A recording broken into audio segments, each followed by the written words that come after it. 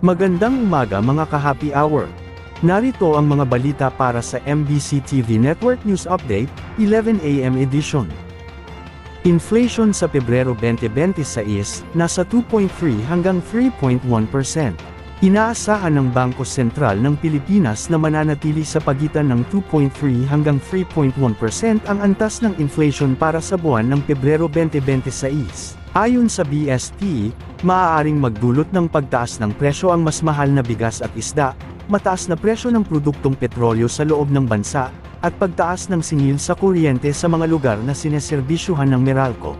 Gayunman, inaasahang mababawasan ang epekto nito ng pagbaba ng presyo ng gulay, prutas, at karne, pati na rin ang pag-appreciate ng piso laban sa dolyar. Sa inilabas na pahayag, binigyang diin ng BSP na patuloy nilang babantayan ang mga kaganapan sa loob at labas ng bansa, upang matiyak na ang kanilang mga pulisya ay nananatiling akma sa layunin ng price stability na makatutulong sa sustainable growth at employment.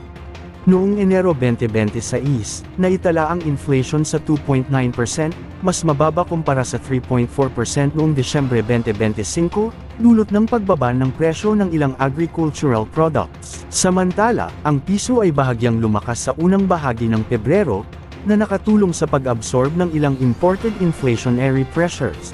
Ang forecast na ito ay mahalaga dahil nagbibigay ng gabay sa mga mamimili, negosyo, at pamahalaan kung paano magplano sa gitna ng pabago-bagong presyo ng mga pangunahing bilihin, at para sa BSP, ang pagpapanatili ng mababang inflation ay susi sa pagpapatatag ng ekonomiya at sa paglikha ng mas maraming trabaho.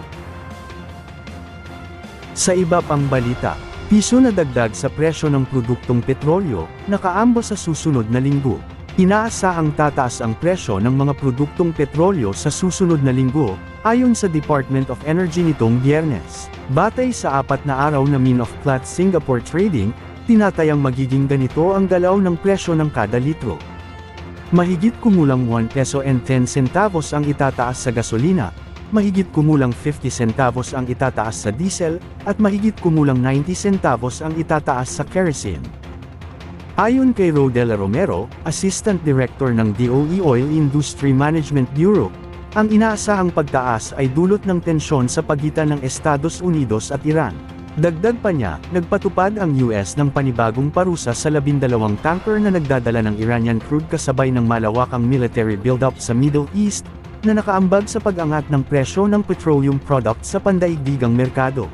Nilinaw ni Romero na ang final price adjustment ay malalaman lamang matapos ang Friday's MOPS trading, at kapag naisama na ang operating costs at iba pang premium ng mga kumpanya ng langis. At yan ang mga balita para sa MBC TV Network News Update, 11 AM edition. Abangan ang mga susunod na balitaan mamaya, para sa 2 PM edition.